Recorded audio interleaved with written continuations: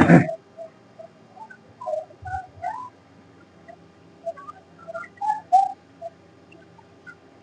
बच्चों, आज मैं आपको प्रश्नावली 3.2 क्लास 10 की पढ़ा रहा हूँ, जिसमें क्वेश्चन नंबर फर्स्ट कह रहा निम्न रैखिक समीकरण युग्म को प्रतिस्थापन विधि से हल कीजिए। रैखिक समीकरण युग्म मतलब कि एक घात वाले दो रैखिक समीकरण होंगे जिनको बोलते हैं रैखिक समीकरण युग्म।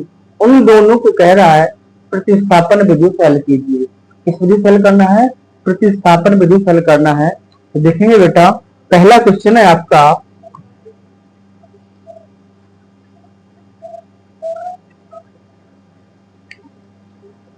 x प्लस वाई बराबर 14। बेटा आपका पहला समीकरण। दूसरा है x माइनस वाई,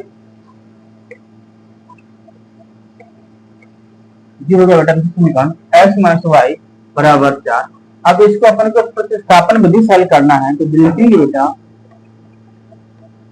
प्रतिस्थापन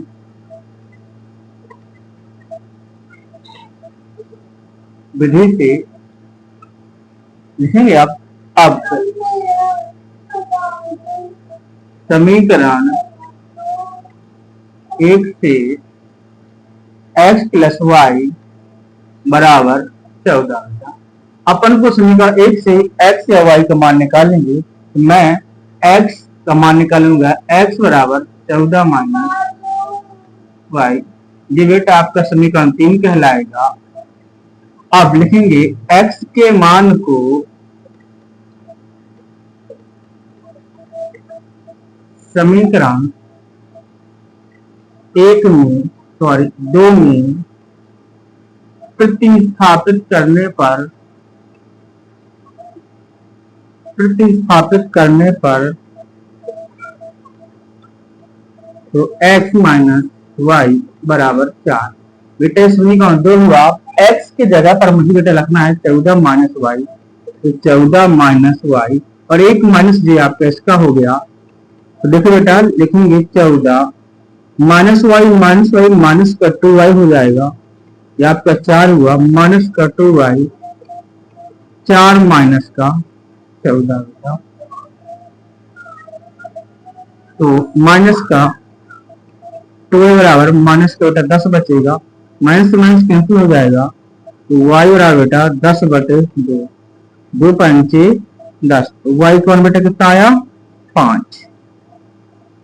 अब y के मान को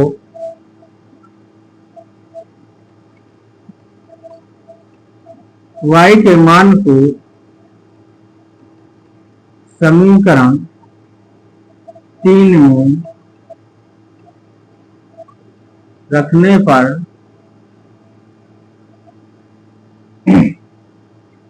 समीकरण 3 बेटा ये है, लिखेंगे x बराबर 14 माइनस वाई, x बराबर 14 माइनस 5। y का मान बेटा क्या है? y का मान 5 है ना, y बराबर 5। इस y की जगह मैंने 5 रखा, x बराबर 9 आ जाएगा।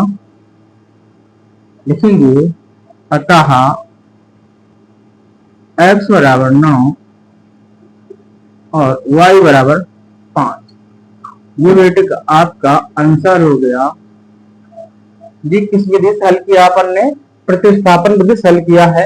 एक बार पुनः समझेंगे, दोबारा देखेंगे बेटा। x plus y, x plus y या बराबर 14, ये समीकरण 1 हो गया। और x माइनस वाई बराबर 4, समीकरण 2 हो गया बेटा। इसको प्रतिस्थापन विधि से हल करना है, तो प्रतिस्थापन विधि से लिखा अपन ने। अब समीकरण 1 से समीकरण 1 बेटा ज्यों का त्यों होता आ रहा है, ये वाला समीकरण ज्यों का त्यों बेटा यहाँ लिखा है। अब इससे अपन x और y को मान निकाल सकते हैं। तो x बराबर 14 माइनस वाई, यहाँ प्लस का बेटा माइनस वाई हो गया, समीकरण 3 आ गया। लिखेंगे x के मान को समीकरण 2 में प्रतिस्थापित करने पर x माइनस वाई बराबर 4। ये समीकरण बेटा 2 लिखा मैंने, देखो यहाँ से बिल्कुल सेम समीकरण 2 लिखा मैंने। अब इस x की जगह पर हमने बेटा क्या लिखा? 14 माइनस वाई, क्योंकि एक्स का मान क्या है 14 माइनस वाई। अब लिखेंगे, आप देखो इसका हल करेंगे बेटा, 14 माइनस वाई माइनस का 12 हो जाएगा, दोनों माइनस माइनस उसके हो जाएगा, चिन्ह माइनस का आएगा। अब देखेंगे बेटा 14 को इधर पर छान रखे तो इधर प्लस का है तो माइनस का बन जाएगा, तो देखो बेटा ये माइनस का हो गया। 14 में से 4 गया तो कितना बचा 10, बड़े में छोटा घटाते हैं और बड़े का चिन्ह लगाते हैं, तो बड़ा 14 है, 14 में 4 घटाए तो कितना बचा 10, लेकिन वो माइनस का बचेगा। देखो दोनों साइड माइनस का बचा, माइनस से माइनस कैंसिल हो गया। अब इस दो को क्या करेंगे, इसको बटे में ले बेटा 75 किया तो 2 पंचे 10 कट जाएगा, तो वाई का मान 5 आ जाएगा। अब वाई के मान को समीकरण 3 में, समीकरण 3 बेटा ये है, समीकरण 3 में रखने पर तो वहां समीकरण 3 जो क्या लिखा बेटा, अब यहाँ से x बराबर 14 माइनस 5, अब बेटा माइनस 5 कैसे हुआ, y का मान बेटा 5 है ना, इसलिए y का लिखा मैंने 5 रखा, तो 14 में 5 घटा दिए तो 9 बचा, यही आपका बेटा आंसर रहा। इसके बाद एक दूसरा सवाल है बेटा,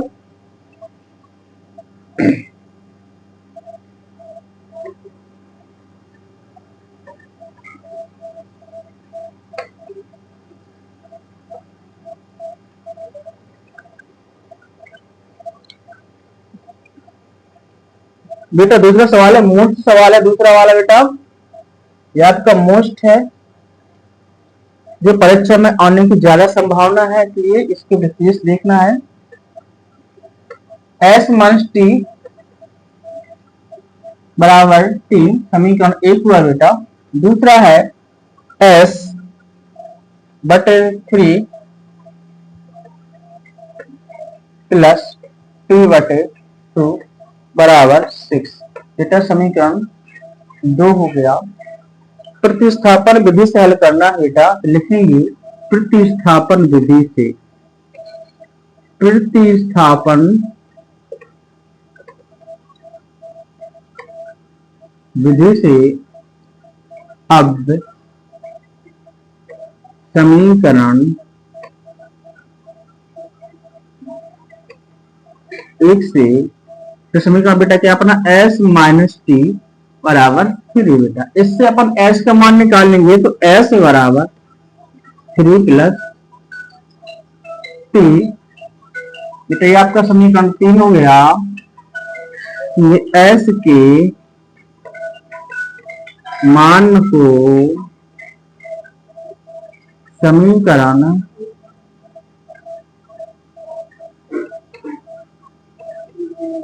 2 में प्रतिस्थापित करने पर समीकरण 2 बेटा क्या अपना s upon 3 plus T upon 2 equal to 6, मतलब s बटे 3 प्लस टी बटे 2 बराबर 6, ये समीकरण बेटा 2 हो गया।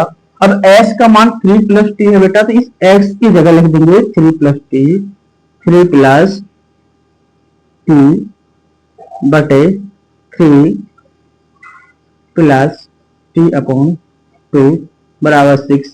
अब बेटे यहाँ पर बहुत से बच्चे क्या करते हैं, 3 काट दिया, टी बचा, इसको आगे हल करते हैं, तो यहाँ से आपकी मिस्टेक हो जाता है। अपन बेटा ऐसा नहीं करना है, अपन देखो बटे में 3 और 2 है, इन दोनों कैल्शियम लेंगे तो बेटा क्या आएगा 6 आएगा, 3 2 कैल्शियम कितना आएगा 6 आएगा बेटा। या फिर ऐसा करेंगे, जो 6 आएगा तो लिखेंगे 6 का पूरे समीकरण में गुणा करने पर, किसका, जो एलसीएम आता उस संख्या का पूरे में गुणा करेंगे, तो 3 और 6 3 और 2 के बेटा एलसीएम लेंगे, तो 2 के टेबल में 3 तो आता नहीं बेटा, तो 3 का 3 हो जाएगा और 3 1 जा 2 1 जा 2, यहाँ से बेटा 3 से कट गए, इस तरह से कट जाएगा, है ना। तो देखो यहाँ पर बेटा इनका आपस में मल्टीप्लाई 3 दूनी 6, तो जो 6 एलसीएम बेटा आया है उसका पूरे में गुणा कर देंगे, लिखेंगे पूरे में 6 का गुणा करने पर, अब बोलेंगे सब 6 का ही क्यों किया है बेटा, 5 है क्यों नहीं किया बेटा, इसलिए किया 5 है क्योंकि 3 और 2 कैल्शियम कितना आता है 6 आता है, यहाँ भी बटे में बेटा क्या है 1 है, यदि इसको 1 मान लूंगा तो क्या होगा बेटा 1 का वही सेम आएगा, कोई फर्क नहीं पड़ता है ना। तो देखेंगे बेटा यहाँ पर जब 6 गुणा करेंगे तो 6 3 प्लस टी अपॉन 3 प्लस 3 गुणे 3 गुणे टी बटे 2 बराबर 6 गुणे 6। तो और बेटा यहाँ पे अपन को 6 लिखना है, क्योंकि लिखा पूरे में 6 गुणा करने पर। तो पूरी में देखो काट देंगे, 3 एकम 3, 3 दूनी 6। बेटा ऐसे काटेंगे। अब यहाँ से देखो इसको काटेंगे बेटा, 2 एकम 2, 2 3 6। तो देखेंगे बेटा यहाँ पर क्या आएगा अपना, जिस 2 बच्चा बेटा 2 का अंदर गुणा करेंगे, 2 3 6, और इस 2 का 3 से करेंगे तो 2t यानी 2t हो जाएगा बेटा। कितना हो जाएगा, 2 का t से करेंगे 2t यानी 2t प्लस 3 का t से करेंगे तो 3t हो जाएगा बेटा, बराबर में 6 6 36। बेटा जोड़ेंगे 6 3t और 2t 5t हो जाएगा बेटा, 3t और 2t कितना हो जाएगा, 5t बराबर में बेटा 36। तो बेटा 5t बराबर 36 माइनस 6। बेटा मैंने पता किया, 6 का पक्षांतर कर दिया, तो 5t बराबर कितना बचा बेटा, 30। अब इसको बेटा काट देंगे, इस तरह से काटेंगे, देखो 5 से काटेंगे, 5 का 5 और 5 के 30। तो t वाला बेटा कितना हो जाएगा, 6। t का मान कितना आ गया बेटा, 6। अब लिखेंगे t के मान को, t के मान को समीकरण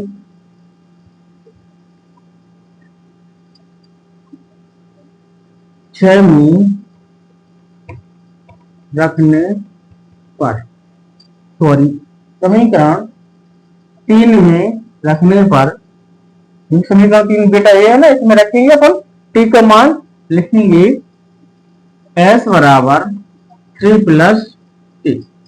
तो s बराबर 3 प्लस 6, क्योंकि t का मान बेटा कितना है, 6 है ना, लिखेंगे s बराबर 9। कितना आ गया बेटा, 9। लिखेंगे अतः s बराबर 9 और t बराबर 3।